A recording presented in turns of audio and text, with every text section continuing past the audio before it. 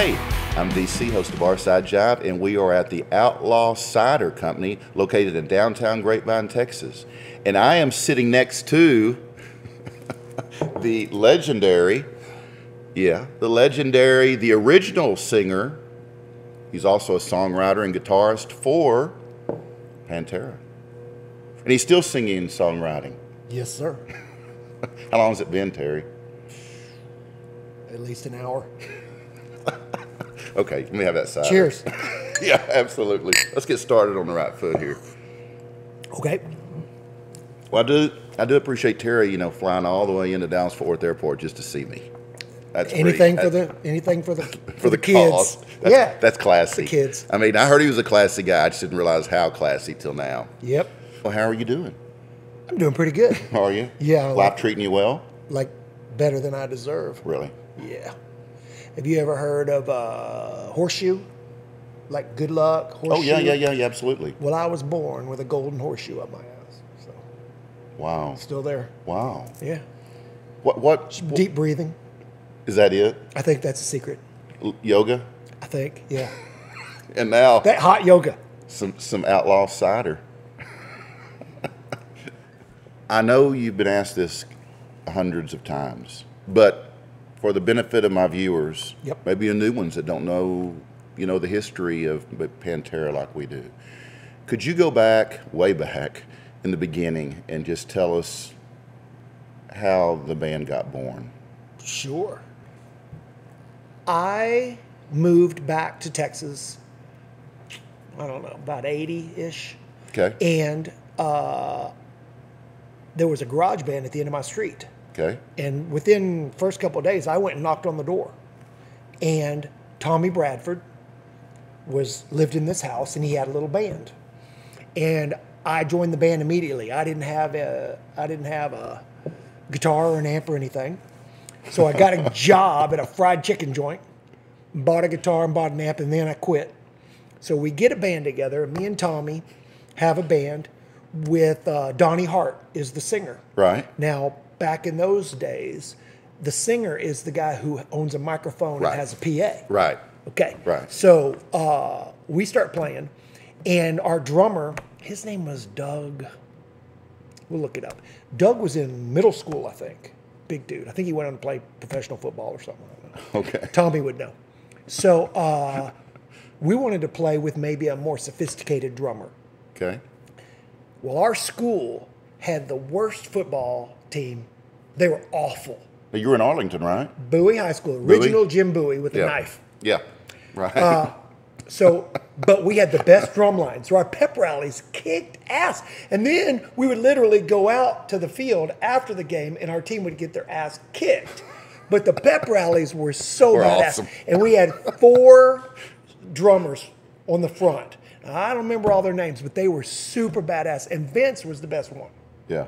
Vince was incredible, even at that age, like 11th grade. Right. So me and Tommy, this is how I remember it. Mm-hmm. Me and Tommy, we said, Vince, you want to jam? So we learned I don't know, part of Rush 2112 or something like that, original stuff. But it was instrumental. So we didn't need a singer.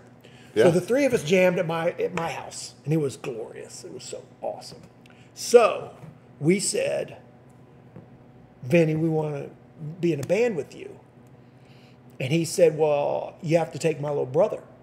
Well, his little brother was in middle school, this little skinny guy named Darrell. And he was okay.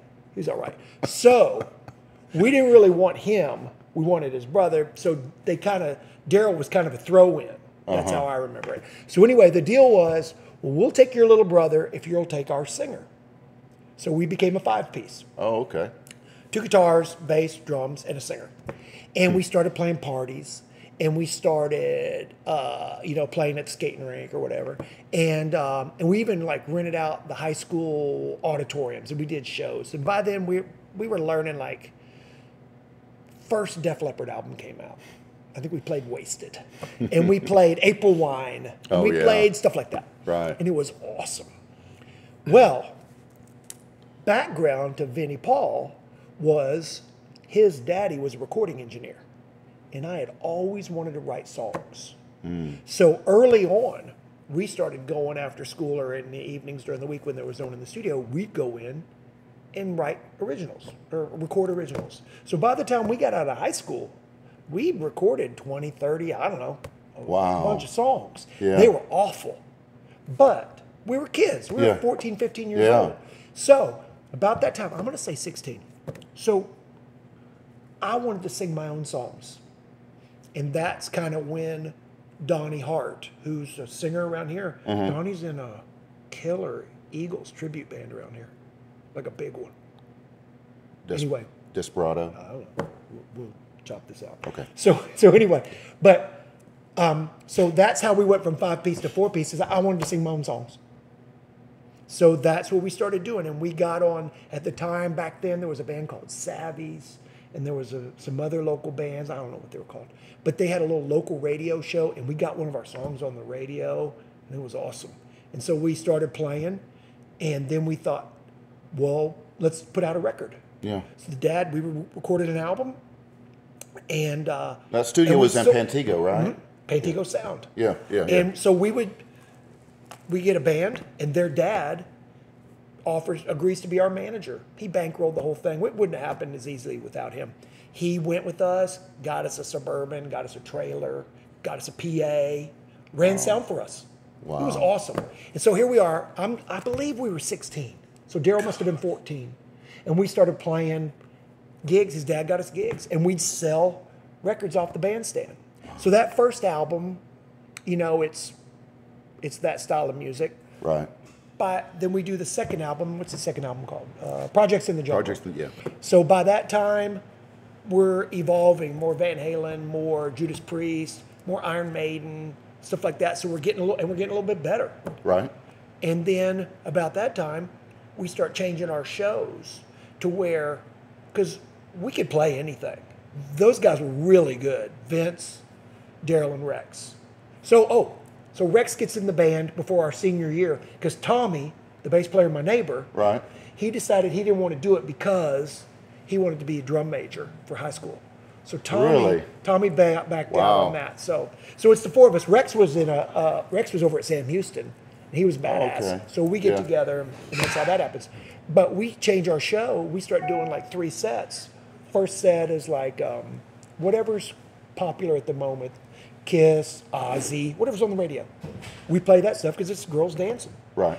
Then the second set, we did all originals. Nobody was doing that. And then the third set, we would play heavier, like Iron Maiden, Judas Priest, UFO. And about that time, Metallica comes out.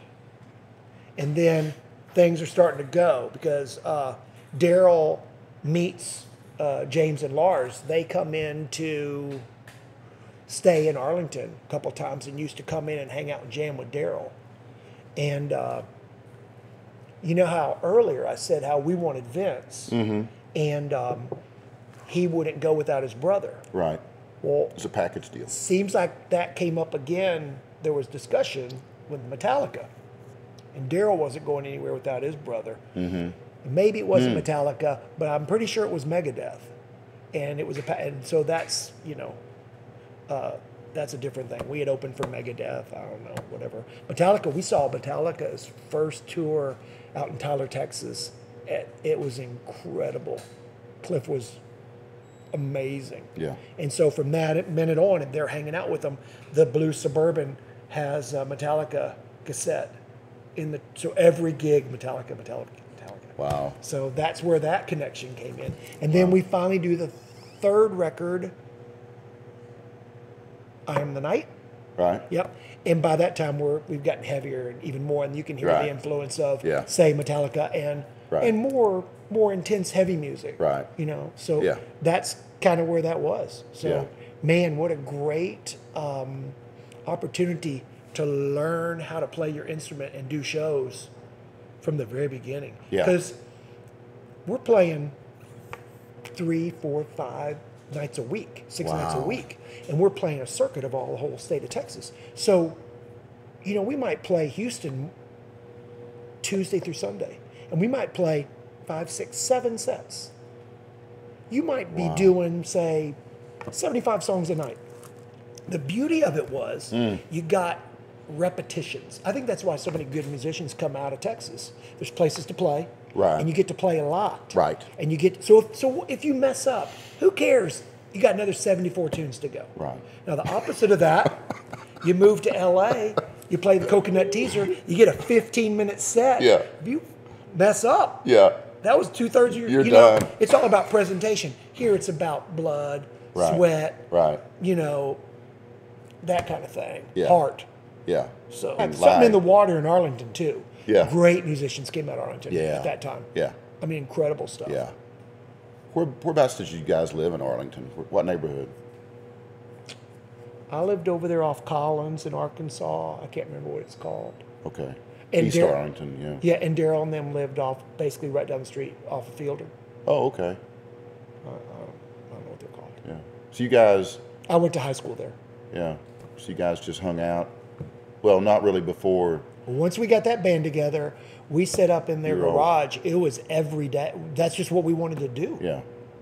I mean, it was awesome. Yeah. And I don't know how their mom put up with it, but it was, The neighborhood. oh my gosh, How'd the neighborhood handle it? incredible. Did you ever get any police calls over there for the noise? Never. Never. Yeah. Every day. Yeah. What My a- name is Terrence Lee Glaze.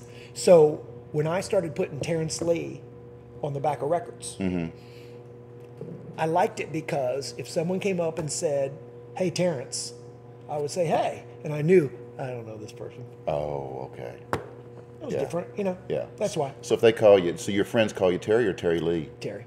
Terry. Except for Russ, I think he calls me Terry Lee. Really? Russ Rojas, best man at my wedding. Yeah. Yeah. Okay, He cool. was there at the beginning of Pantera too. Oh, was he? A lot of those guys just stayed with me. Huh. Yep. That's awesome. It was good. Yeah. You had a good run. Oh my gosh, still running. Yeah. So your vocal range caught the attention, I understand, of many record labels. I didn't know that. That's awesome. That's what I hear, or somebody's lying, but that's what I hear. Incredible. And so because of that, I guess you were credited with bringing Pantera to the forefront of heavy metal music. Well, I would say, can you take that? yeah, I would say all credit goes to Darrell Abbott. And I was lucky enough to get to jam with him. I mean, think about that. Your first real band. Yeah. It's hard to not can't think. imagine. I mean, it's downhill from here. Yeah. I've been very lucky. Yeah. I've been playing with some great musicians. What a Almost guy. all of them from Texas. Yeah. I know I heard you tell a story one time about Darrell went into his bedroom because, Yeah, he's that's just this kid in Yep. middle school. And so he goes into a bedroom for 6 months and Yep. comes out and the guy's a master. Now he's in the contest. They wanted him judging, not playing. After the first two he won, you're not in the competition anymore. You're the judge because they don't want to keep giving him all year. So literally 6 months. That's how I remember it. Yeah. Wow. He, came out fully formed. Wow. And from then on, so I got to play guitar on the first record. Right. And when we would play live, I'd play, like if we were going to do like Iron Maiden or Judas Priest and stuff like that with all the double guitar stuff. Right. But by the second record, I didn't see the need to play guitar anymore because by that time, Darrell was better than anyone else, especially me, But it was sure fun to get to play guitar with him all those shows. Right. That was really cool. We did anything. We would be some afternoon we were going to play that night. Let's say Ozzy comes out with a new song and they play it on the radio. We'd tape it on the cassette and we'd learn it. We played that night. I mean, those guys were so good. Yeah. Yeah. Yeah. I loved playing with those guys. Oh, I can't imagine. Yeah. We were together a long time. Yeah. Oh, I know you were. Yeah. You basically grew up together. I mean, hey, it's been said, Terry, that a dispute between you and the Abbott brothers at some point caused you to leave the band, and it was over the direction of the band, the music that you guys were playing. Is that true? That's not how I remember it. Okay. It was just business stuff. Yeah. The reason I left the band was not the 2 hours on stage that we were playing. That was the greatest. Right. But like a lot of bands, it was the other 22 hours of the day. So, the bottom line was whenever we always made band decisions. 4 guys in the band plus their dad. and the Abbotts never split their vote. So the Abbotts never lost a vote. And I just couldn't, misunderstandings, not agreeing with certain things, but none of it had to do with music. Okay. Yeah. So it wasn't the direction the band was going as far as their No, it was music? fun. I didn't care. Yeah, okay. Because I know it was getting Because heavier. obviously if you listen to albums, it was getting heavier. Yep. And if that's not your thing, I can, especially as a singer, I can certainly get that. But that wasn't it. No, Okay. and you know, nobody was putting pressure on me or anything to change what I was doing. Mm-hmm. The music was just going that way. And I got to admit, I wasn't really thinking a lot. I was just going with it. And when you're standing up there and you got the best band behind you, you just glad, you know, and you could feel something was going on. Yeah. You know, I guess it was a real gut punch when Darrell got killed. Oh, yeah. Yeah. And then recently, we lose Vinnie Paul. How did that affect you, those guys? Because I know you were close. Well, flashback, maybe a short time before Darrell passed, I was playing in Dallas with Lord Tracy, and I think I remember Vince and Darrell had been doing a promotion of their Damage Plan band, and they had been in England. They'd just flown in, and Vinnie Paul came out to see the show, and after the show, he's right out in front, big hat on, smiling and everything. And I hadn't seen him in a while. And I got to connect out and hang out with him for a short period of time. And I just remember thinking, he was like, Darrell's passed out. He's too tired, but, we should hook up and whatever. And I was like, okay, sounds great. And I thought, man, maybe there's a chance that I'm going to get to make music with these guys again. And I was hopeful. Yeah. And then before you know it, Darrell was gone. Yeah. Yeah, what a loss. It's pretty incredible. At the funeral, his body's there, and he just looked like him.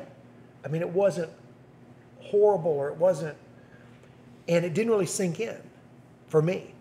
And then the next day or so, it wasn't until I went back and went to the gravesite and I saw the dirt. And that's when it really sunk in. hit me that this is real. Because you're in shock. My grandmother and grandpa are buried in that cemetery. My father-in-law's in that cemetery. I go there all the time. Anyway, wow, okay. I'll probably be there tomorrow. Yeah. But, I know the little walk I do every time I come back home. Right. But, and then Vinnie Paul, me and Vince are the same age, and it's pretty heavy. Yeah. How'd you find out about him?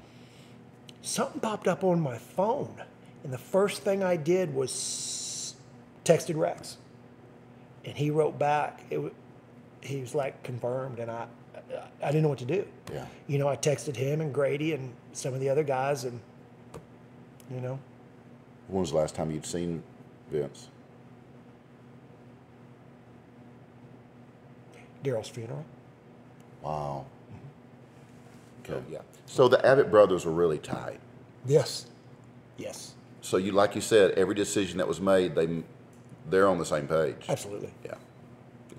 So there was a real closeness, a real bond between those guys. Oh, yeah. So it had to be tough on Vince when he lost Darrell. Had to be just killer. I can't imagine. Yeah. I can't imagine, to me, how you could ever get over it, because I would think every time you close your eyes or every time you wake up, Yeah. I don't know. I would think I would need a lot of therapy. Did you ever talk to Vince about Darrell's loss? Only at the funeral. Oh, yeah. You try and reach out to people, but you can't make them respond. Right. Right.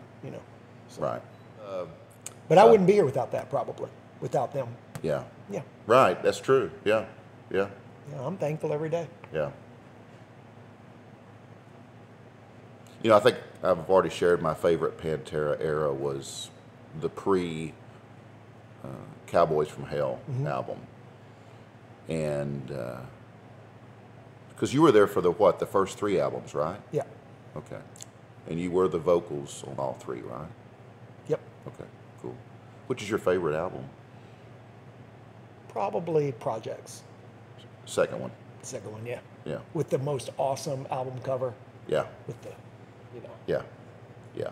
Is that the reason it's your favorite? Because No, it's terrible.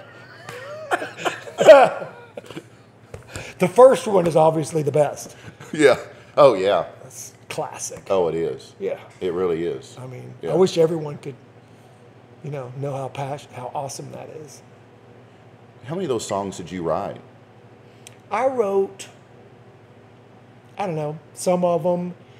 Typically what would happen is I would write songs, or Vince and Darrell would write songs, and a lot of times the ones that they wrote, their dad would write the lyrics for them. Oh. Like okay. Heavy Metal Rules. Yeah. Yeah. Jerry. Yeah. Yeah. He's super talented. Yeah. And then I wrote lyrics to some of the songs that Darrell and Vince came up with. So it was kind of like that. Oh, okay. Okay. We had a song on the first record called "Rock Out with Your Cock Out." Right. It was awesome. And at the last moment before we went to print those records up, the powers that be, the manager, their daddy, said, we can't say "Rock Out with Your Cock Out." Right. So we changed the lyrics to like the greatest lyrics ever, to like "Rock Out with Your Monroe Shocks Out," because that was so much better. And Monroe Shocks were popular back then. And you got to think about it. That changing those words, that's probably the difference between 1 and like 3 million copies sold. Yeah. Yeah, it's a lot. Oh, yeah. Yeah, I feel confident we made the right decision. Yeah. Yeah. Thank God to Jerry. Well, I don't know anything. I'm just figuring it out. I don't know anything. Right. Right. I used to know everything. Oh, of course you did. Oh my God. Yeah. So didn't we all? So smart. Yeah. So we've talked about the 3 albums. Okay. Metal Magic, Projects, In the Jungle, and I Am the Night. So your favorite was Projects. Probably. Right? Yeah. Which was your favorite song of all 3 albums? All Over Tonight. Really?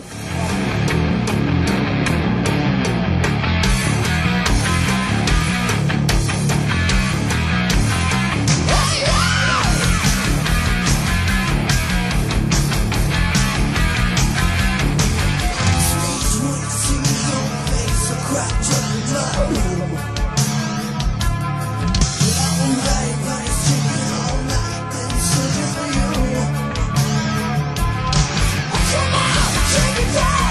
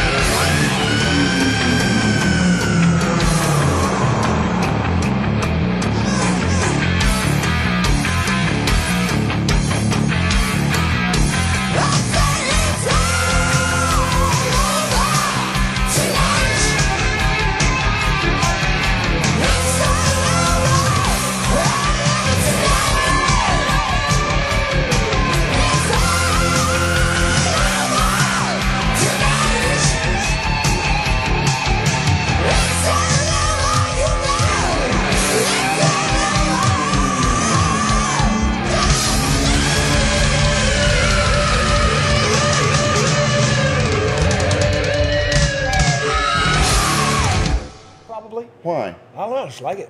Huh. Dig that one. Did you write the lyrics? I think so. Hmm. I didn't write the music, though. That was all Darrell. Was it? Oh, yeah. Did he write most of the music? Yeah.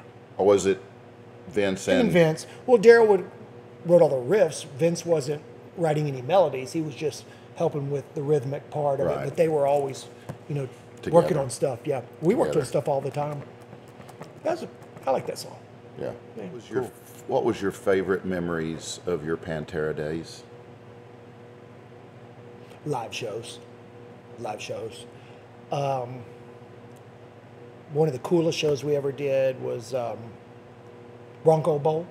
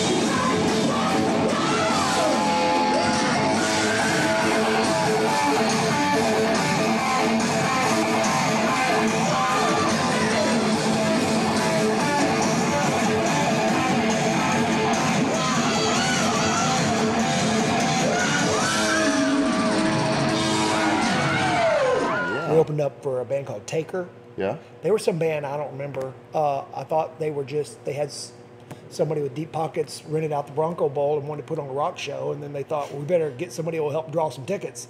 So we were put on that bill. Side note for me is Rocky Athis's band Lightning was the first band on that bill. Okay. And the reason I love that is they played and then they went and did another gig that night. Right. But Kenley Wolf was the bass player in Lightning. Oh, okay. And so Kenley becomes Barney, and Right. he becomes the bass player in Lord Tracy.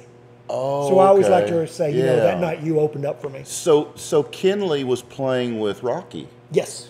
Wow, and Rocky went on to play with John Mayall and the Blues Breakers for like 15 years. Yes. Wow. They played with Jim Dandy, and then they moved to Texas. Oh, wow. That's Memphis connection. Right. Wow. Yeah, Kenley's a badass. Kenley's a badass. Yeah. Did you have another memory you want to talk about from Pantera? Was that it?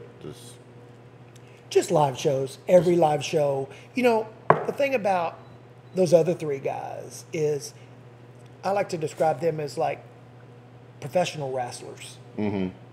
And they never came out of character. So 24/7, it was Thunderbirds, and you know, it was the stuff you saw them on video. Right. They were always like that, all the time. It was incredible. Yeah. Big Paul from Pantera, Skin Basher, Thrash. Hey, I'm Don Darrell, lead guitar. Terry Lee, lead vocals. Mom. This is Rex rocking from Pantera. If you like it hot and heavy, we got it. Come on, guys.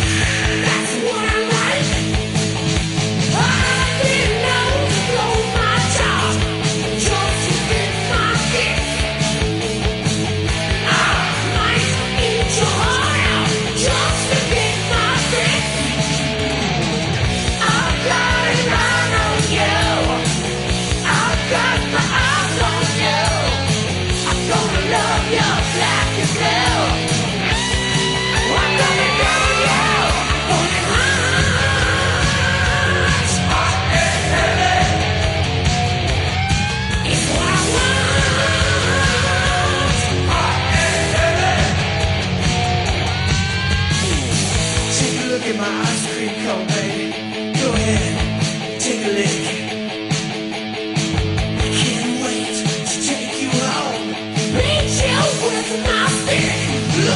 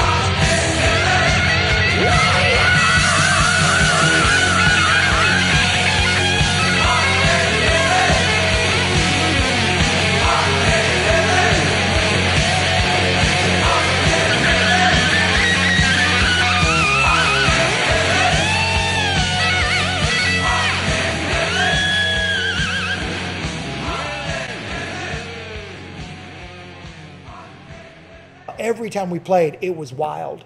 But, you know, we played, what did we do? We opened up, we did 2 shows at Six Flags. At the Music Mill.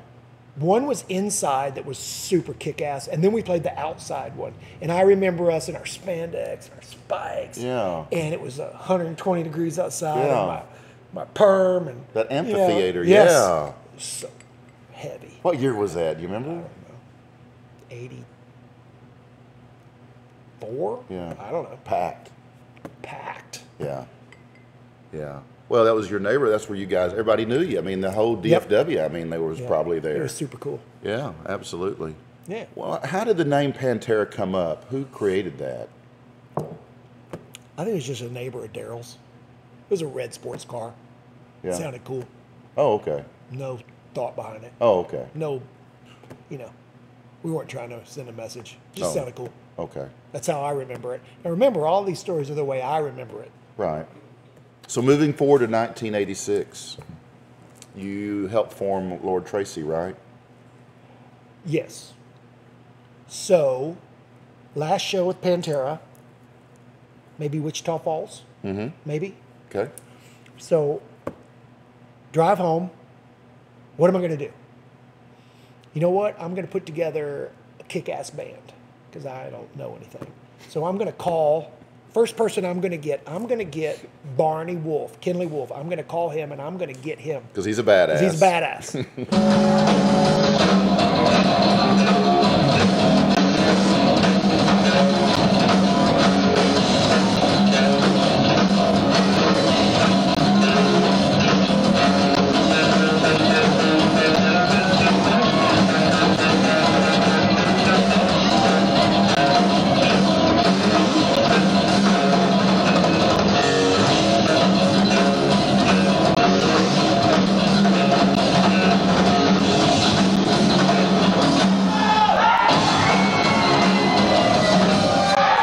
So I'm going to call him.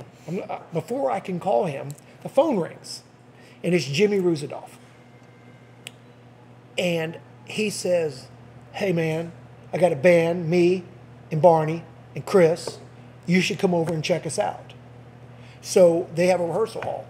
So, and I've been out of Pantera about a minute.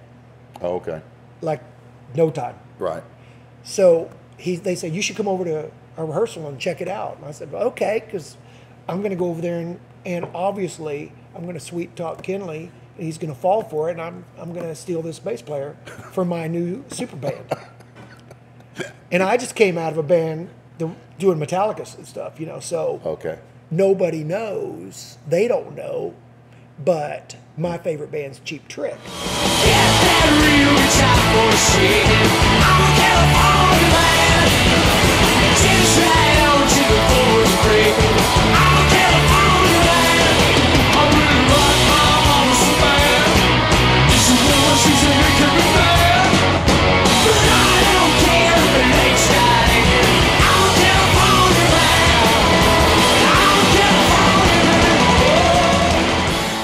Okay. But nobody else knows this. Uh-huh.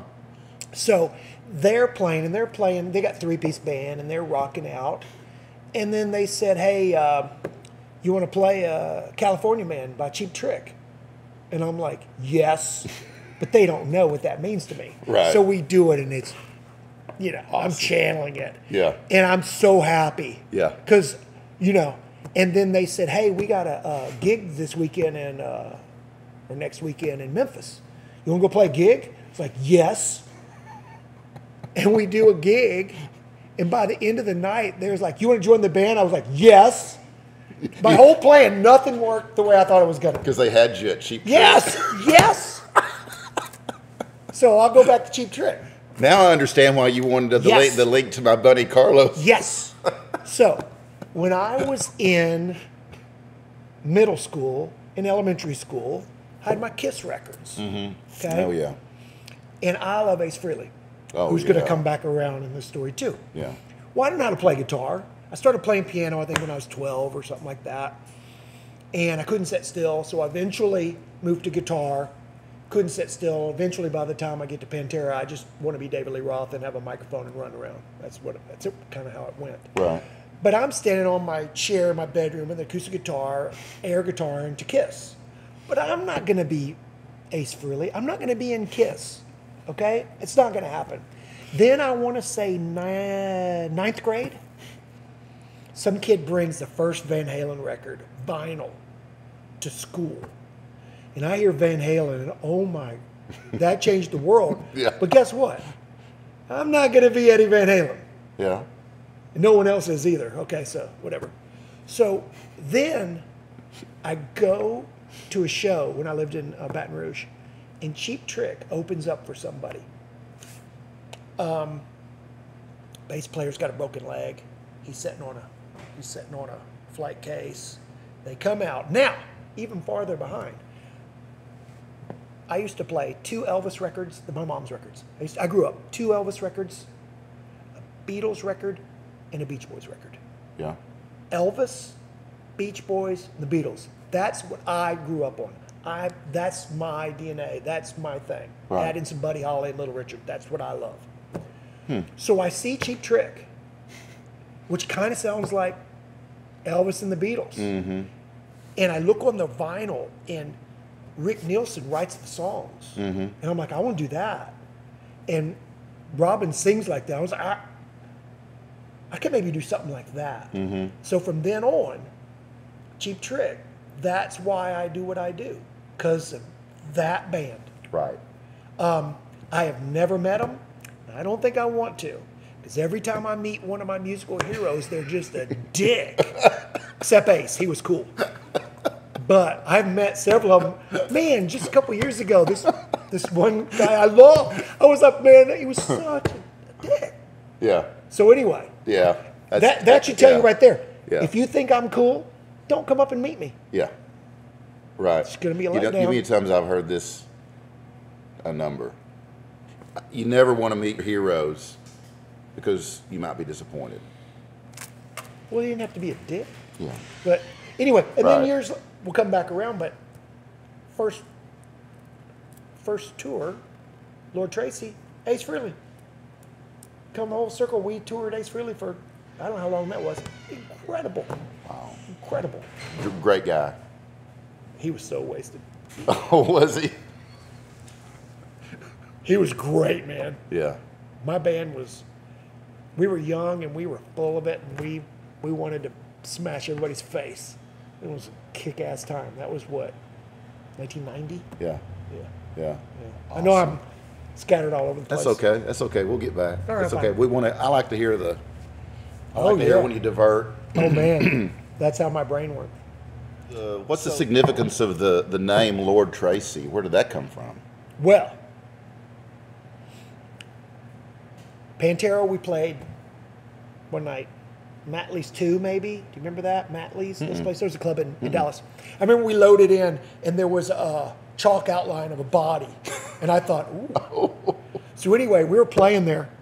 I remember this one night, low ceiling, and somebody threw one of those little red Marlboro ashtrays came right whizzing by Rex, and I just remember that for some reason. Wow.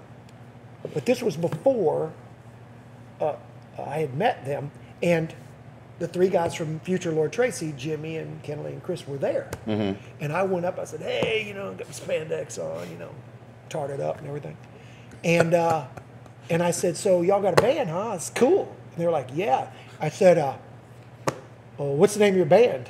And Kenley goes, Doctors of Death and Demonology. And I said, 3D, cool. And I walked off. Well, then they named their band 3D. So when I get in the band, the name's 3D. Oh no. Well, that's not as cool as Doctors of Death and Demonology. Right. So we got to change our name. So we start playing. And at that time, this would have been 86, 87, 88. Mm-hmm. The actress, Tracy Lords. Oh yeah. Hi, I'm Tracy Lords. Was huge. Was very popular. Yeah. And she had gotten in trouble because she had supposedly been an underage porn star.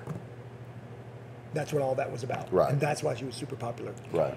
And so we called ourselves Tracy Lords. And we got signed to a record deal, Tracy Lords. And we go to LA and we record the record. And I'm like, you know what? We should get Tracy Lords over here to sing on our song, She's a Bitch. Oh, wow. It seems Great idea. I thought so. Oh, yeah. She didn't think it was that great idea. So She did. I thought it was a great idea. Yeah, of course. So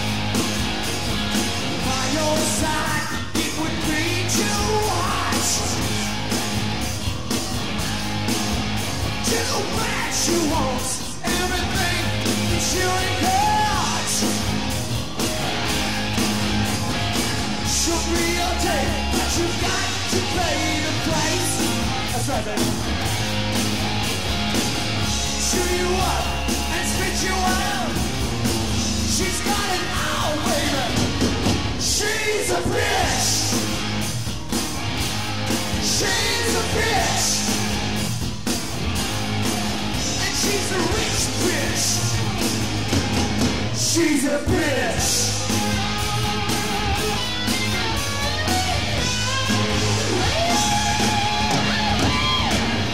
From the night time, she's got what it takes. Got it all, baby, make no mistake. Say left, she knows the right. So, too bad she wants everything but my advice. She'll be your day, but you got to pay the price. Chew you up and swallow you up. Oh, baby, she's a bitch. She's a bitch. But she's a rich bitch. She's a bitch. And now, ladies and gentlemen, the voice of Miss Marie, Jimmy R. Buckle.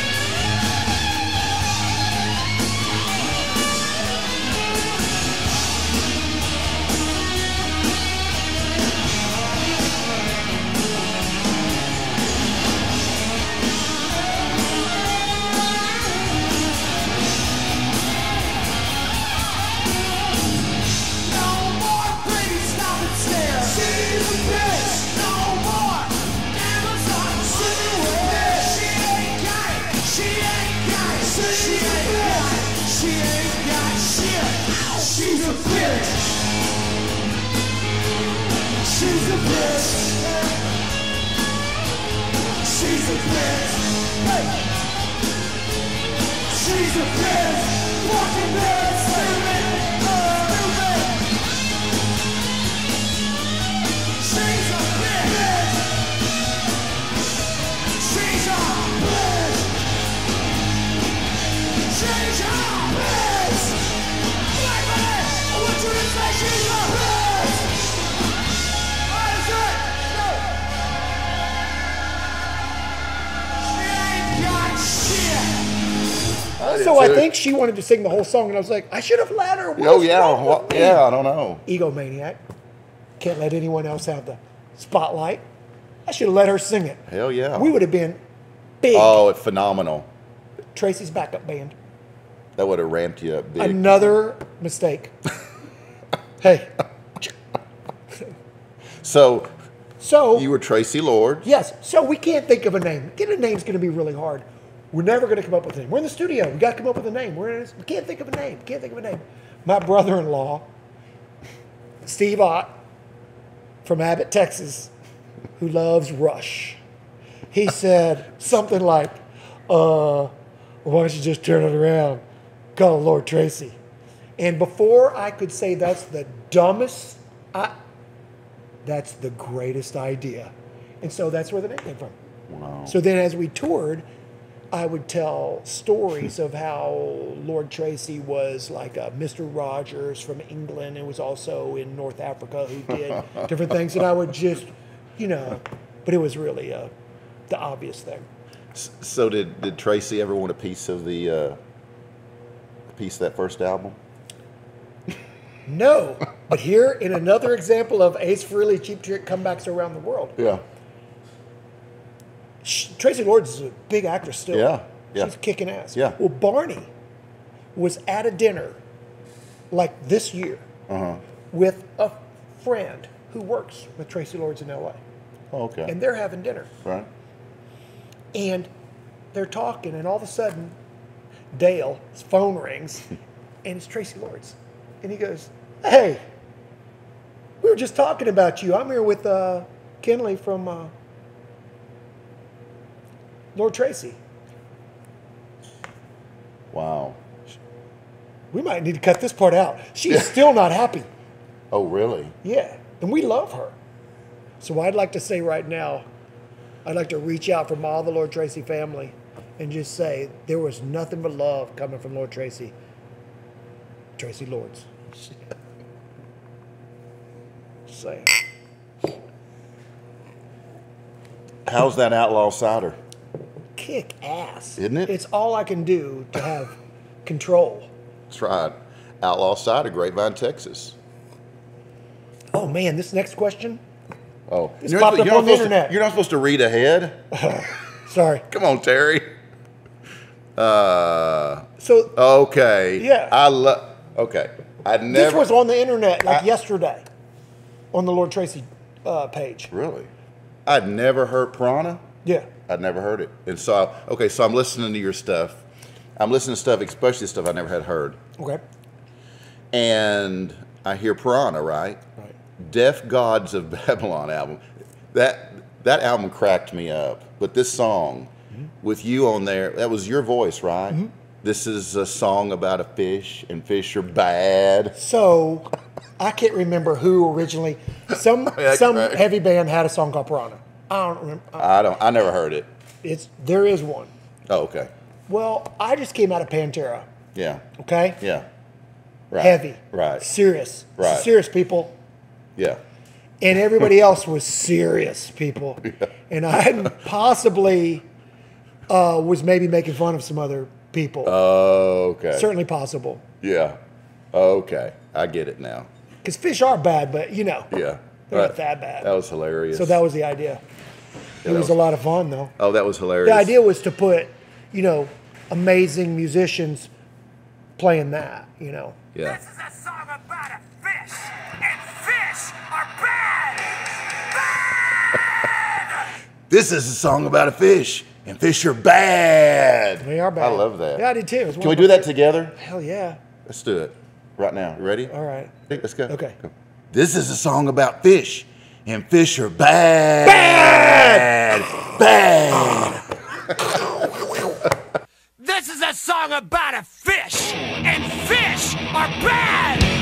Bad!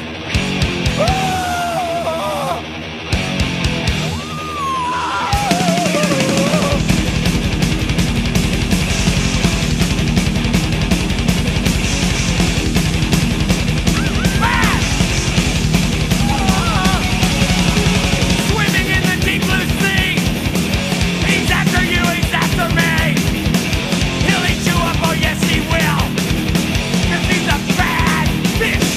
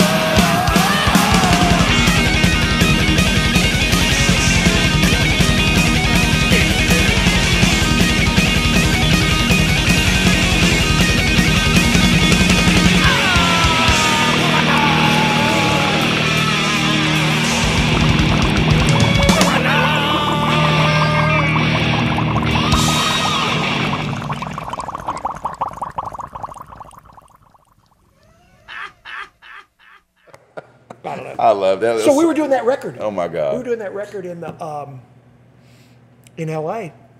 and we come in and our producer's got he's got a straw and he's got his back to us and he's over the mixing board.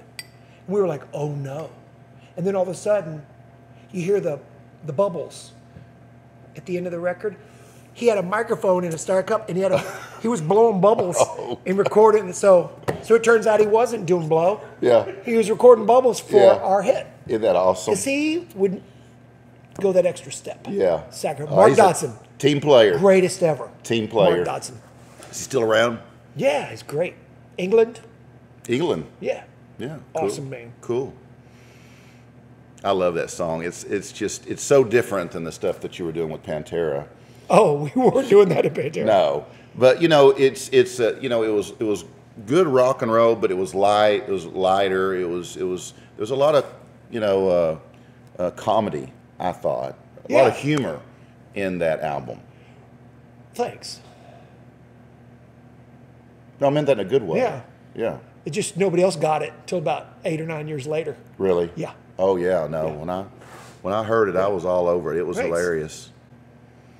Oh, and I love the video Out with the Boys. Oh yeah. I love that. But man, did you get a workout or what? Yes.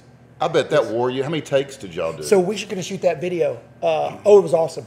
We were going to shoot that video, and so that's the bar where Motley Crue shot Girls, Girls, Girls. Oh, was it? And that's the only thing we cared. Was it in L.A.? Yeah.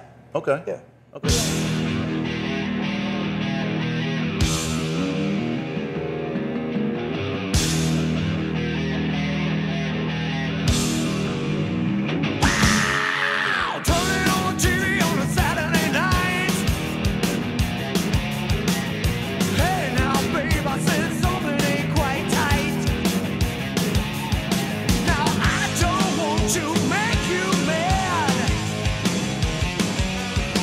Show me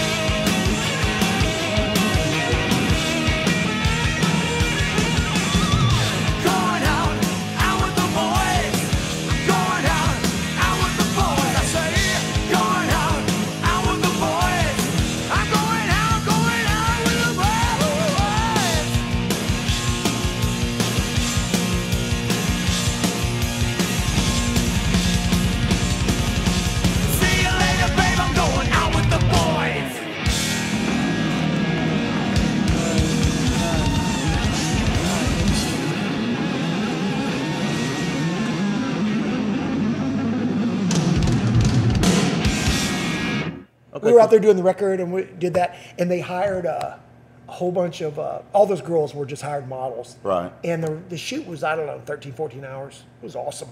We had a blast. Wow. Just over and over and over and over. Yeah. It was great. But you got to work out because you were all over the place. Well, you know, we were very strong back then.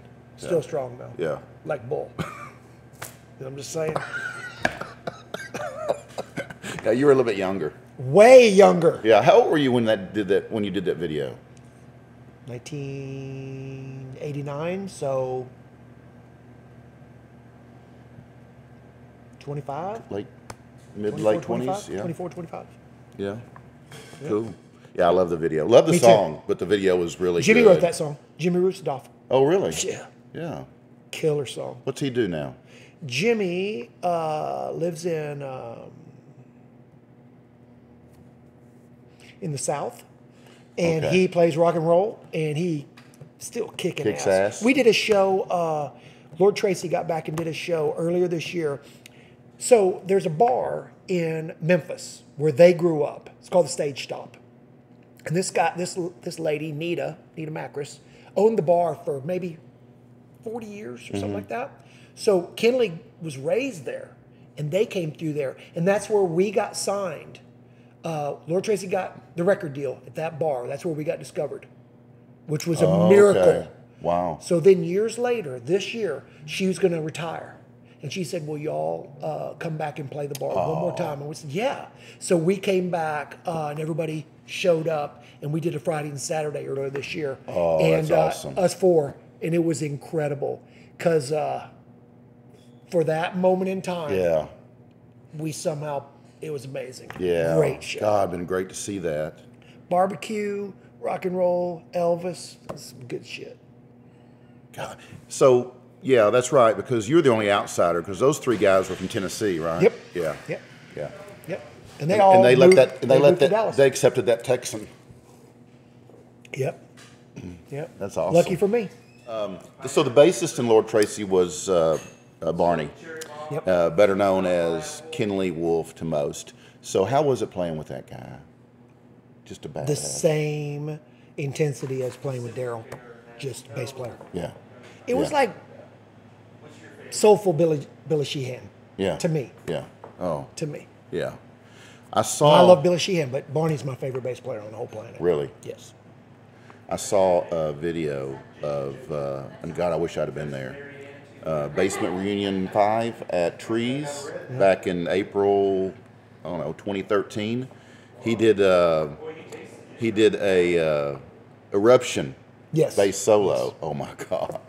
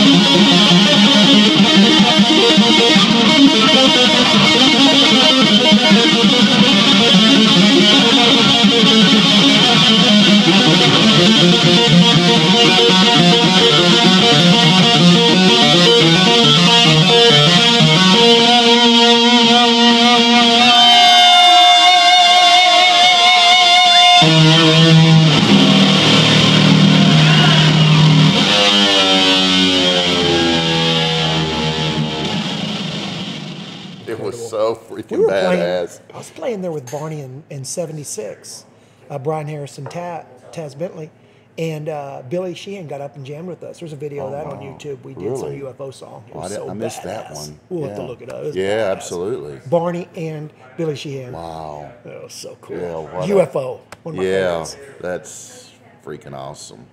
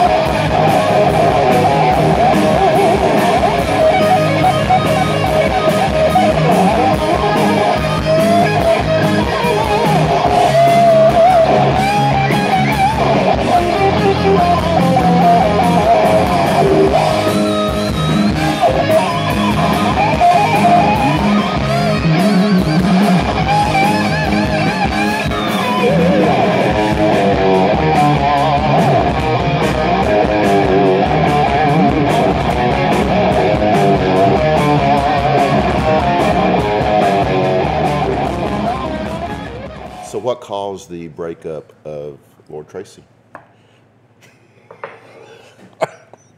Well, Uh-oh. in the pattern, it wasn't the 2 hours a day of the music. Here we go. It was the other 22 hours. So, in my pattern of self-destruction, I wanted to get rid of the manager. And big, long-term, that's what I wanted to do. And they did not. And ultimately, I said, listen, either we get rid of him or I'm out of here. And I gave him a 2 weeks notice, which was a horrible idea because things got more and more angry as we went. And I felt like there was, if I left, I probably felt like I was worth more than I was, because I played my last show, Columbus, Ohio, maybe, or Ohio, somewhere in North Ohio. They already had a replacement in the crowd watching that night, and some dude came in and sang for Lord Tracy. I would love to see videos of that. Wow. But it lasted up to a certain amount, and then they shut it down. Wow. I know. I didn't see that coming. They called my bluff. Yeah, ultimatums. I didn't want it. You got to be ready if you're going to give an ultimatum. You better Yes. be prepared. Yeah. I wanted to play with them, but I was like, this manager's not working. Yeah. And Was it a personal thing between you and the manager, or was it just it was just business. the business? Okay. Yeah, there was nothing going on. Yeah. We had a Spinal Tap, type situation with the first album, and I had the whole nother record ready, and I didn't want to throw another one down the drain. Yeah. So that's kind of what happened. That's my version of it. Right. I love playing with those guys. And then years later, we were able to get back after they forgave me for being an idiot. Another story of my life. Yeah. Yeah. Yeah. Well, that was fun, wasn't it, when you guys got back together? Incredible. Yeah. Yeah. What are they doing now? Barney is here in town. He plays with a couple great bands. Chris is in Memphis. Drummer plays with a couple great bands. Jimmy's in the South, and he plays in a couple great bands. So Blowfish, your next project, the drummer was from the Goo Goo Dolls, right? Well, after he played with me. Yeah. See, if you can do a project with me and survive it, then you can go on to have success, which all of these other bands did. Yeah. I'm kind of like You're the catalyst. I'm kind of like the Pete Best of rock and roll. Who told you that? I think it's probably him. I don't know. But the point being, you get rid of me, Ringo comes in, and you get good. Yeah. Just saying. You get signed, you make I'm hit saying. records, you sell out stadiums. You're welcome. So I left Lord Tracy, Right. come back home, burned out, Right. and Rob Cooper, bass player here in Dallas, calls me and says, hey man, I want to do a project with you. And so we start audition people. Rob's the greatest guy. Wow. And I meet Dave Heineman, one of my best friends. Right. Lives down the street. One of the greatest guitar players here, not just in Dallas, but anywhere. He's the greatest. And we somehow talk Mike Millenan into playing drums. I have a group of songs that I've got ready to go. I always got them in my pocket. We go to a studio here in Dallas. We cut these 5 songs. We mix them. It sounds awesome. You guys want to go to LA with me? They just up and leave and move in with me in my apartment in LA. My wife said, what? So anyway, and we start playing, and we recorded probably close to 20 demos at A&M Studios. Like, incredible stuff. We just didn't get signed. That was a killer band. Wow. Killer band. And Mike's favorite band is the Goo Goo Dolls. Mm-hmm. And he leaves Blowfish, gets in the Goo Goo Dolls just when they get popular doing power ballads. He loved the punk band. And then he gets in the band and has to play that other stuff. And he was in that band forever. Yeah. Yeah. Goo Goo Dolls are a good band. Man, Mike I've played with great drummers. That's the secret to being a successful musician is have a great drummer, always. But as great as they all are, and they're all great, Mike Millennium, my favorite drummer I ever played with. Yeah. Yeah. Cool. Yeah. So your most recent project is Crayfish. Well, I have a cover band back in Maryland where I live called Crayfish. We've been together. This is our 20th year. 20 years of covers. Covers. So we play like Tom Jones, Neil Diamond, Tom Petty, Kid Rock. Wow. So my goal with that band is 50-year-old mamas and their 20-something-year-old daughters. I don't want to tell you what I have a T-shirt coming out, so we're going to keep it. No, we're not going to launch But anyway, it here. We can't launch it on my show. We play wiggle music for chicks, okay? Because I was in a band called Pantera, and that was a dude band, okay? Yeah, totally. You always wanted to be in a band where chicks would come, but I was in a band of dudes. Right. I mean, that band was awesome, but it was all dudes. Right, You know, it wasn't no Sweet Savage. You know what I'm talking about. Right. They had the most chicks. I went to see one night. Do you remember Sweet Savage? So they're playing at Savvy's, and I had one weekend night off, and I went to see this band, and it was packed. And I remember saying something to somebody. I was like, "Man, can you believe this band? I don't like this band." I said it a different way. He goes, "Who cares? Look at the chicks." It's like, once again. Yeah, aha moment. Another mistake. Yeah, there you go. It doesn't matter how good you are. Right. Stop trying to be the best. Right. Get chicks. Okay? I don't know. And then you got married. That's the best thing I ever did in my life. It is. Yeah. Yeah. Yeah. Yeah. Secret to happiness right there, baby. Yeah. Yeah. If you're a musician or an artist, you want to hear that one? Yeah. You can put this in. You want to do this in at the end? Yeah. We'll do the secret to happiness at the end. You want to do it now? Okay. Yeah. Don't forget it though. How could I?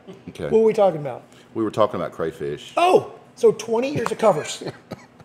But You want some more cider? cheers. I mean, mine's almost gone. Yeah, well, I talk it a lot. So before I moved to the East Coast, when I lived out in LA, I met Mike Harrington, drummer. Drummer, mailman, philosopher king, father, greatest guy on the planet. So I moved all the way to the East Coast, and I have a little 4-track cassette. And we start just playing around. He records some drum tracks and sends them to me, and I play all the instruments and then finish these songs. And we started just doing little things. And then we thought, we ought to put a record out. And we called it Mike and Terry. He's Mike. I'm Terry. Kind of like a kid's show, like the Wiggles. There's a handful of Mike and Terry CDs or releases on iTunes. Just no one knows about it. But we start doing them, and I get a 8-track from the 4-track. And then I get 2 8-tracks, and we start to do stuff. We put a record out, whatever. And then 2010-ish, I remember what happened. Lord Tracy gets back together, 2007-8, and we're like, why don't we do a record? So his fault down here again too, Buddy Blaze. we do a record, and we do it here in Dallas. Brian Harris is going to play guitar for us, save the day, because Jimmy's not interested. So we do this record. We get done with the record. We're going to come back 20 years later, right? 10 years later? Right. I don't know, 20 years. So we got to call, what are we going to call the record? We want to make this name of this record mean something, and we want to sell a lot of copies at Walmart. So my best buddy over here, you know what he says we should call the band? Call the record? Lord Tracy, Porn Again. You know what I thought? Buddy Blaze gets credit. Greatest idea ever. Yeah. Once again. Yeah. Yeah. I wish I would have known now not to do that. Walmart, they weren't interested in that at all. Oh, no, they wouldn't. Not at all. You got to remember, Walmart. I thought it was going to be huge. Yeah. You see where we were going with this? Yeah. Okay. Didn't go the way we thought. So anyway. You blame Buddy Blaze. So. Why not? It was his idea. He said if he does make a good guitar, though. He said something like, if you don't call it that, you ain't got no balls. So it was a dare, and I was very insecure. So He was going to call it Porn Only. I don't know what it was called. I don't remember. No, Porn Again. I don't remember. So, anyways, that's so great. so we get this. We're gonna get this record. We're gonna mix it. So Barney says, you know, we ought to get to mix this record. Neil Kernan. Neil Kernan is the super famous recording engineer, producer. So, and I said, who's that? And he goes, well, back in 89, 88, he was one of the record producers who came out to see us. We played it on the Rocks, a couple shows. And I don't really remember, but apparently I didn't think too much of this guy. And here's why. This British guy shows up, sees us, loves us, and so I'm pretty full of it. I'm 23 and I know everything. Absolutely. And I say, well, who have you done? And he says, well, I just did the new Dokken and I just did the new Queensryche. Well, he doesn't know. I don't like those bands at all. And I said, well, hoop-de-doop. And that was the end of that. But there's no internet. I don't have any, nobody did notes for me, no papers. Turns out, he did all those Hall & Oates records. Really? He did. I can't go for that. No. Oh, yeah. He did. Yeah. You Make My Dreams Come True. Really? If he doesn't know I like pop music, because he knows he came out of Pantera. So, in hindsight, if he would have said, well, I did... Cheap Trick. No, if he would have said, he said, I did all the notes, You Make My Dreams Come True, I would have got on my knees and begged him to do our record. Yeah.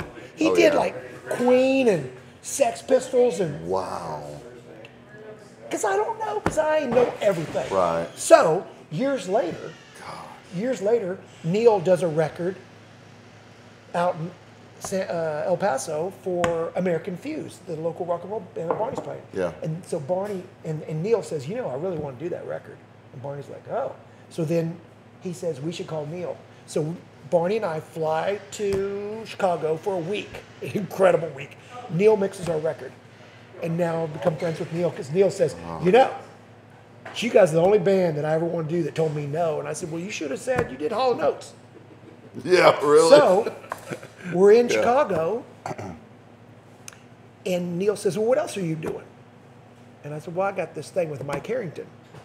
I'm sure you're familiar with Mike and Terry. Yeah. Just kidding. Yeah. And so anyway, a year or so later, I get the tracks done, and I said, Neil, can I send you something? So I sent him the tracks, and he mixes the first song. We changed the name of the band. Mike comes up with a name. For some reason, he doesn't think that Mike and Terry is going to get us huge, except on, kids' channel. So we changed the name of the band to Raised by Gods. So Neil mixes the first song. Well, then I'm screwed. It was like the first hit's for free. Well, now I got to do it. Sounds so freaking awesome. So over the last, couple years, he's done. Neil is basically. So me and Mike record the songs, and it kind of sounds like 2 tin cans and a piece of string. And I send those tracks to Neil, and Neil makes them sound like a record. Cheers. Wow. But Raised by Gods is really weird. Mike records the drums in his house in L.A. And in his mind, he has an arrangement. He can hear some thing. So he sends me the drums. Most always, I load them into my computer, and then I put in a guitar, and I hit record, and I get inspired, and I write something to his drums. And then I write the song, and I play the guitars and the bass and the keyboards and sing and whatever. Can't play drums. I'm awful. So I finish the song, and when it's done, I send it to him in California, and he hears a song that he's playing on that he's never heard in his life.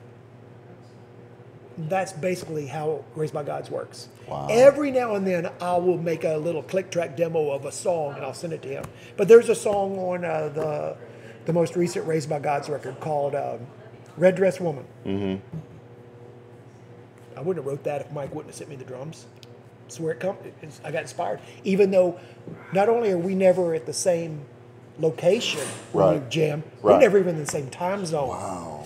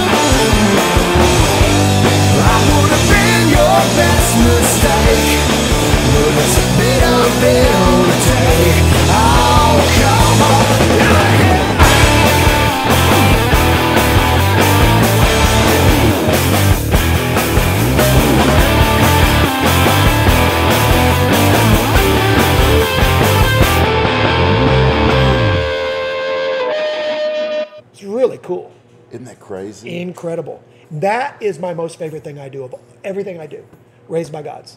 Yeah. That's my thing. Now, over the last 7-8 years, I would come back here to Texas and we put a band together called 76.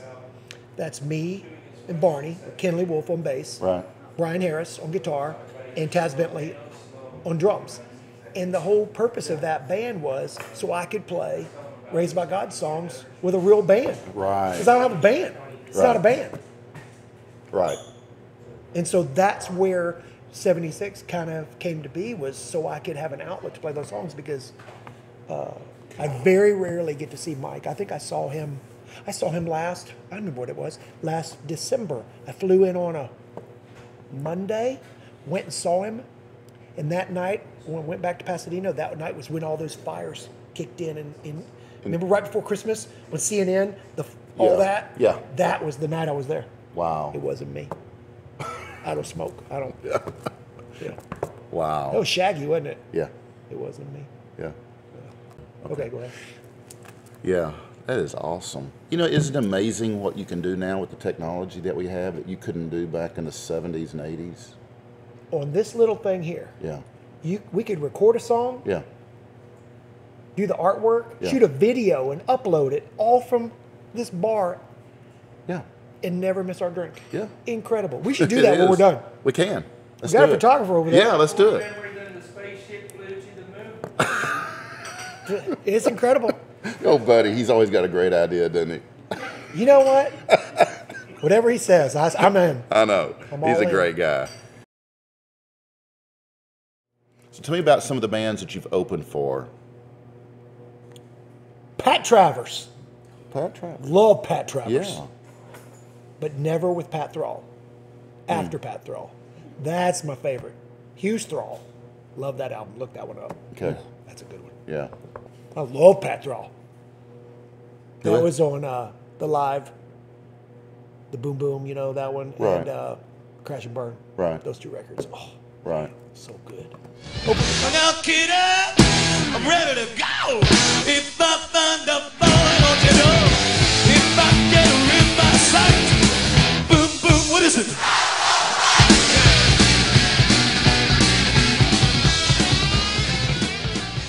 Open for Dokken many times. I'll tell you a good Dokken story. You love Dawkins. I love Dokken. Pantera. We're opening for Dokken up in Sherman, Texas. Yeah. They got into the fire or something, I don't know.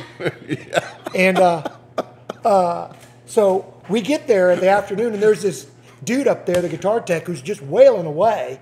He's there all day, this tech. Yeah. So we do our show, and we're dressed up, and I got my spandex and my spikes. I'm all looking awesome and heavy. And we get done with the gig, and we brought it. The band, we were pretty good that night. Right. And as we walked down the hallway, the headliner's door opens, and Don Dokken is standing there. And Don looks at me, and then he looks down, and at that moment I realize I'm wearing the same pair of spandex that Don Dokkens are going to wear. They're red and black stripes, about this thick. And he looked down, and he looked up at me, and I went, and I, yes! Oh, and then fast forward, I don't know, a year or two ago, me and 76 opening up for Dokken at Gas Monkey Live. Yeah. Killer show. Yeah. And Damon brought the bus. After the show, we're out on the bus. Don Dokken walks on. We make direct eye contact, and we both look down. And at that moment, I realized, no, just kidding. You're not wearing. We're not wearing the same You're pants. not wearing the this same. time. I was going to say, one of us wasn't wearing any pants. Rock and roll. That would have been good. Woo! Absolutely. No one wants to see that. So tell me about some of the musicians or bands that you've shared the stage with. Shared the stage. Mm-hmm. Shared the stage. Oh, let's see. That Billy Sheehan, that was really cool. That was cool. Now, opening up for who? Jim Dandy. Jim Dandy got up and jammed with us in Memphis this last time. Incredible. Legendary. That's That's David Lee before David Lee. Yeah. Black Oak, Arkansas. Yeah. Yeah. We did Jim Dandy to the rescue. Oh God! It what was a so song. awesome. That was badass. It was so awesome. That's Yeah, Jim probably Dandy on the to the internet rescue. somewhere too.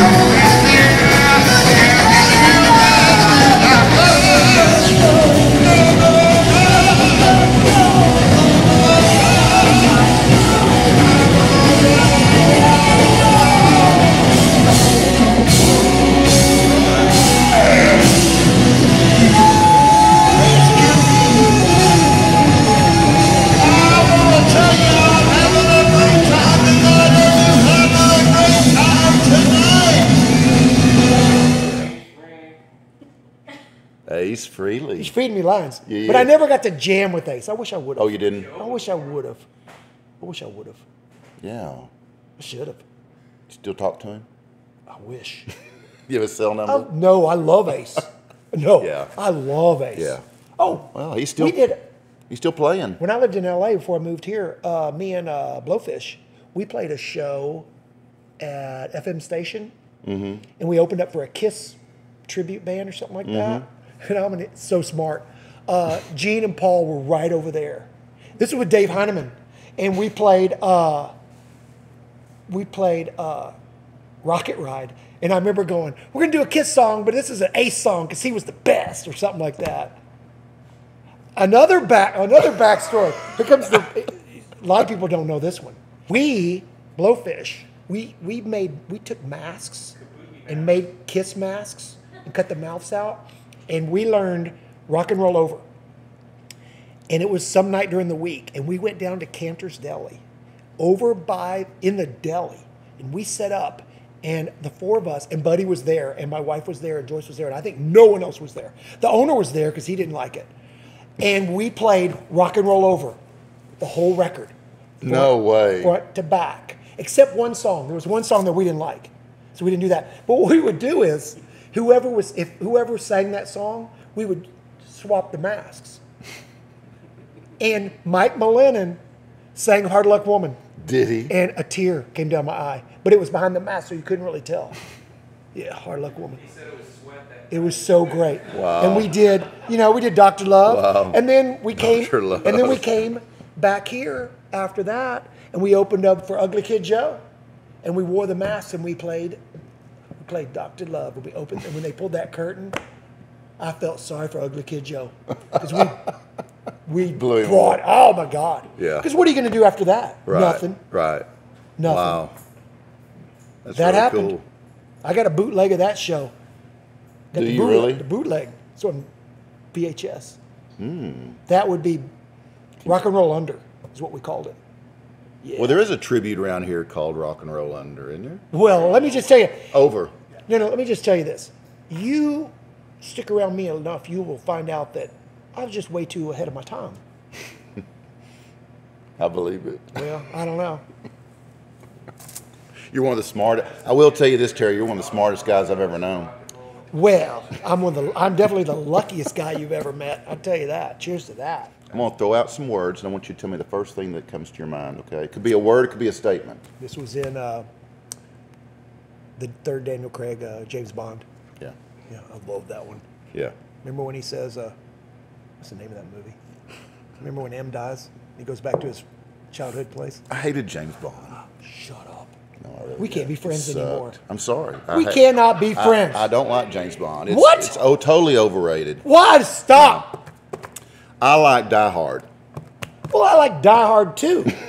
Oh, I liked all of the Die Hards, not just two. And I like the other one, Die Hard Big, Live, Die Young, Early. I love Bruce Willis. I love Bruce Willis. I know. Fifth James Element. Bond. There's some Fifth classics. Element, that's my but- favorite. Really? That was I cool. love that one. Oh, I loved it too. Watched it the other night. You know, one of these days you're going to be able to do that. Like What's drive the around. third Daniel Craig? Which is the movie I'm trying to figure out? The James Bond? Yeah. Daniel Craig hit Slay. I mean, that's a lot more recent. The third Daniel Craig, James Bond, where he goes back to his childhood family's house and M dies at the end. Nope, it's the one before Spectre. Yeah, it's the one before Spectre. Now we're having We're a editing debate this out. about James I'm Bond. going to go into IMDb. We're digressing. No, this is very important. I'm going to tell you another story here. It's about Shakes the Clown, because she's right over there. Skyfall. Skyfall. Hello, everybody knows. Okay. Oh my God. That's the name of the place. Okay, I'm going to give you one more. Here, you type this in. Go slide up, and I'm going to somewhere in there. I'm going to give you a name of a movie. Okay. You're going to say one word, Okay. and then I can tell you a Oh, little here, story. I'll put the word. Okay, what's the word? Shakes the Clown. Shakes the Clown. That's a movie. What's your name? Shakes. Shakes the clown. You're not funny, clown. Okay. You blow that horn one more time, I'm gonna shove it right up your... Take a bath, will you? Yeah. Okay. Okay. Okay. All right. All right, Terry, ready? We're rolling. So, Action. I'm going to throw out some words, and I want you to Just tell like me. in Skyfall. Exactly. Daniel Craig. I love that movie. I love that movie. You know when at the very end when he says Skyfall, he goes, "We're done." He just walks off. 'Cause that's what we're gonna do. So at the very end of this, you say Skyfall, and I'm just gonna walk off the screen. See? Not really. We should have Shakes the Clown be Okay. the last one, and I'll just walk off the screen. Okay, let's do That it. is my favorite movie. Let's do it. Yep. Because you know why we can do it? Because it's our freaking show. I love this. Oh. Don't look. Doesn't matter. What am I supposed to write? Shakes the Clown. Shakes. Bobcat Goldthwait. Look it Shakes up. the Clown. If you need a copy, you can rent one for me. I have multiple copies. Shakes the Clown. Okay. All right. Don't look. Okay, whatever. Okay. All right. Here we go. So Terry, Yes. I'm going to throw out some words, and I want you to tell me the first things that come to your mind, whether it's a word or a statement, okay? Yep. Rex Brown. Pantera. That's not a great response, but that's my first thought. Okay. The Ranch, Munster, Texas. Awesome. Filthy. Awesome. That was awesome. Hillbillies, rednecks. Awesome. My girlfriend's from Munster, and she said her and her friends used to sneak into those shows when y'all played up there. I loved playing there. Yeah. Yeah. Yeah. That was rock and roll. Yeah. The Abbott brothers. Passion. But you know, you can be passionate and still not be talented. Mm-hmm. Like amazingly passionate artists. Yeah. Right. Tracy Lords.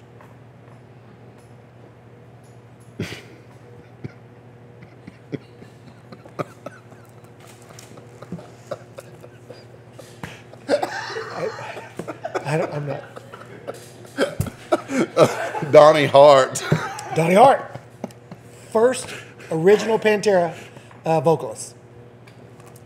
Yeah, good guy. Yeah. Yeah. Like a snake.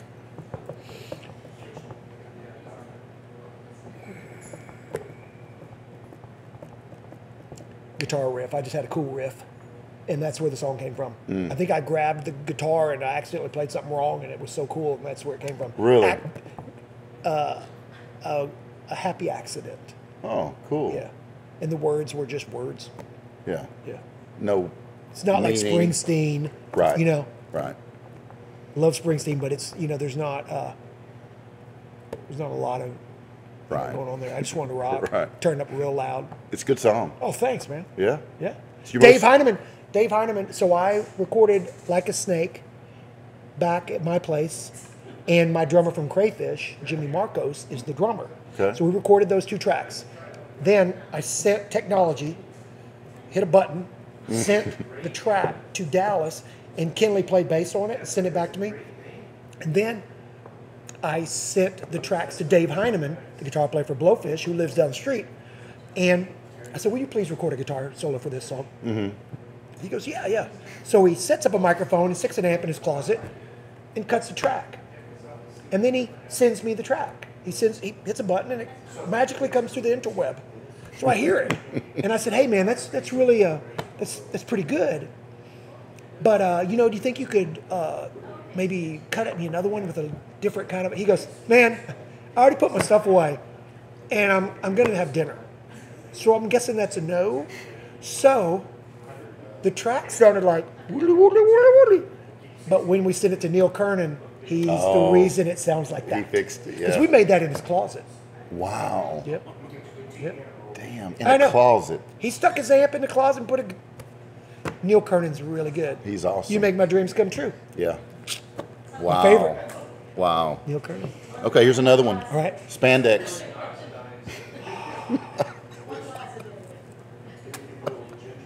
You don't wear it anymore, do you?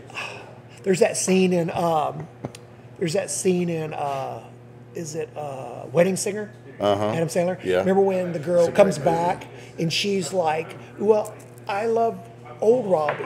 The Robbie that wore spandex. And he goes, well, I got him in there. I could go put him on. Right. So I still got him, but I don't. you? No. But I don't think I can put him on. Yeah. I'm almost an adult man size now. Right. You know. Right. They might not Isn't fit. it funny? We were dressing up like, trying to be heavy, but we dressed up Yeah. like chicks. Yeah. What's that all about? I don't know. It worked, though. It did. It worked. Absolutely, It it did. Yeah, it did. Still does. Yeah. Y'all can't see, Man, but I've got a below pair- the camera, we're wearing spandex right now. I know. I got a pair at home too, just for special occasions. The David Lee Roth ones with the... Yeah. Yeah. They Let it enhance hang. the package. Well, just a little, get some air. Okay, so Jerry Abbott. Father figure was there, got us going, really influential, really important. Mm-hmm. Really. Is Jerry still around? I think so. Is he? Yeah. Awesome. Yeah. Yeah. Cool. Is he still in that area, Arlington? You don't talk to the family. Not since the funeral. Yeah. Okay. What about your family? My mom lives in Fort Worth, and I'm married to the girl I went to high school prom with. I live on the East Coast. She's a doctor. And I have 2 amazing daughters. Evelyn lives in Tempe. She's a adjunct professor at a university. And my other daughter, my second daughter, Ida, is an artist. She's a stylist, a hairstylist, and amazing artist too. They're both amazing artists. Wow. And my wife is a big boss at NASA, Really? rocket scientist. No Really? shit. Really? Yep. gosh, she's a smart lady. I'm pretty smart too. Huh? I'm pretty smart too. Yeah, because you know everything. No. No. Yes, you do. Don't you lie. No, but I'm just saying. No, I know. Trick her to let me stick around. Well, you were smart marrying her. You were smart marrying her. That's what made you a rocket scientist. I'll tell you what. If anybody's a rocket scientist in this room, it's you. No, my wife actually is. Yeah, isn't that Outer amazing? space, Venus, volcanoes and Venus. Wow, how cool is that? Beyond now, cool. you guys are on the East Coast. Yep. Outside of D.C. And she's working in D.C. Oh, she's working in D.C. too. Headquarters. Oh, okay. Okay, cool. Because I think of NASA, I think. They're all over the United States. Yeah. Los Angeles, Houston, Florida. There's one in Cleveland. Really? Okay. I didn't. Ames is down at the very bottom of the bay. They're all over the place. I got one more for you. Let's do it. Shakes the Clown.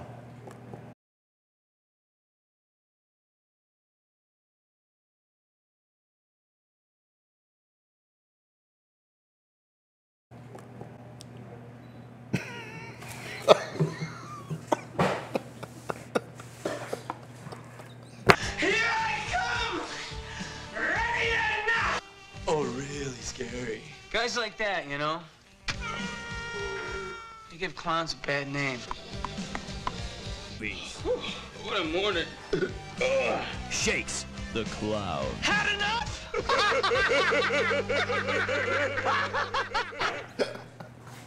Well, I lost him on that My one. favorite movie. Oh, God. I couldn't wait to see that. Right when you turn this off, I'll tell you the story about it. Okay, so what's in your future? I'm in town, see some friends, eat some good food, play some music. Awesome. And hopefully just more music, more art. That's it. Okay, cool. Day by day, trying to not take it for granted. And I know how lucky I am. I get to play music every day. All my friends hate me. Yeah. Yeah, I bet. That's a secret to happiness, kids. Every now and then, a parent or parents will come up to me and say something like, you know, I've got a teenager and he wants to be an artist, whether that's a poet or a painter or a musician or a dancer, whatever. And they say, do you have anything you could, you know, say to my kid? And I say, yeah, marry a doctor. That's it, kids. Secret to happiness right here. That is it. Terry Glaze. You heard it from the man. And you can get more of this wealth of knowledge, terryglaze.com. I'm going to go to that right now. terryglaze.com. You can also look him up on Facebook, and you can get more of this educational, philosophical, mind-numbing Keep going. information. Yeah. Because I can't think of anything No, that else. was awesome. I'm going to get a card. Terry Glaze, Philosopher King. Absolutely. Oh, I want Philosopher that. King. Yeah, that should be a song, though. .com. We should write a song, Philosopher King. If we have some more of this cider, I'm sure it's going to happen. I I got know. a guitar over there. I think I'm a glass ahead of you. I got to pace myself, sir. You got to drive. Yeah, I do. Okay, guys, so we really appreciate Terry being here on Barside Jive. My pleasure. And even after a couple glasses of Outlaw Cider, I can still remember enough to know that I am DC, and I'm the host of Barside Jive. And we have enjoyed the hospitality of Outlaw Cider in Grapevine, Texas. And I've been with the legendary Terry Glaze. Not everybody gets to experience this, but I did, and they are, and we appreciate you very much. My pleasure. All right, brother. Thank you. And we appreciate you guys stopping by and watching another episode of Barside Jive. Okay? And our sponsors today are Buddy Blaze Guitars, Guitars of the Stars. Like and you can and you can get more information about Buddy Blaze Guitars at info@buddyblaze.com. Very good job. Right, buddy? That's really good. Right, Terry? That's it. And There's more? And Outlaw Cider Company in downtown Grapevine, Texas. Get more information about these guys at outlawcider.com. My favorite. Two favorites, guitar and ciders. Absolutely. And chatting with you, brother. Yeah, hell yeah. It's Unbelievable. It's what? Unbelievable. Okay, that's a good one. So now you guys keep on rocking. All right. Because Terry said, woo, we're out. Metal. We're done. Done. Done. This is over. Now we can drink off camera. Okay. So I'm gonna tell you Shakes Club. So this is my story. So when we lived in LA.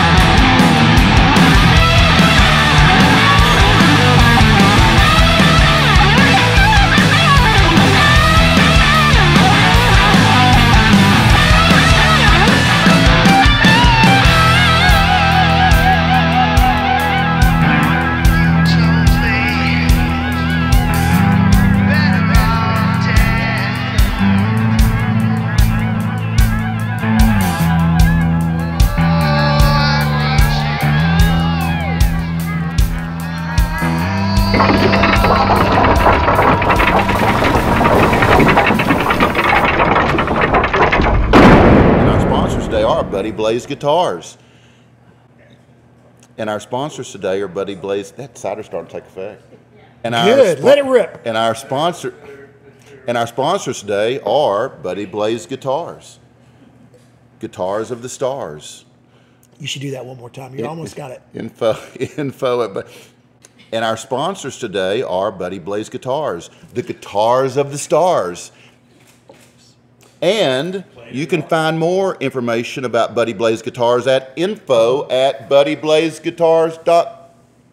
Fuck that up!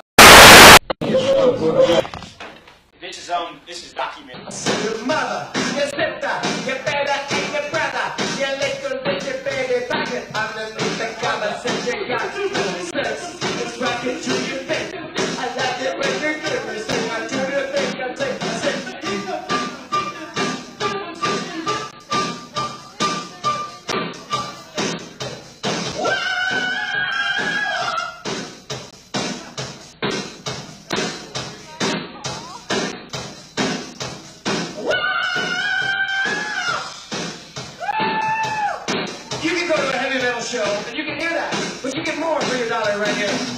for your money. I see a little silhouette of a man.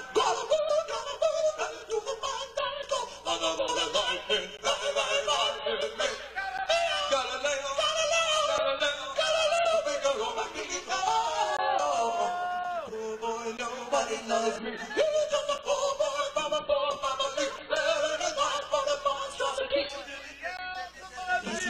Easy come, will you let me go? I will not.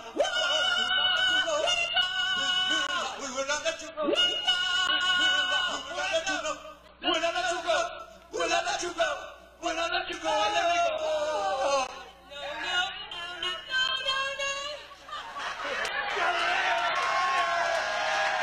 Mamma mia, that's the answer to go.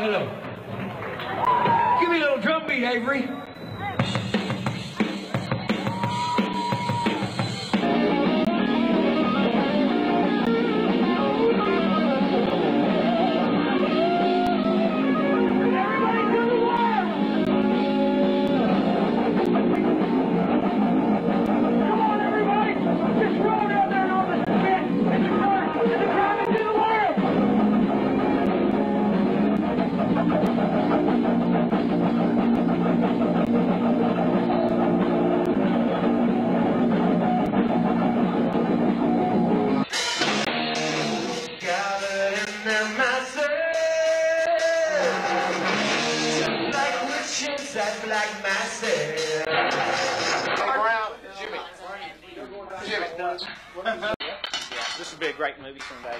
Great bootleg movie.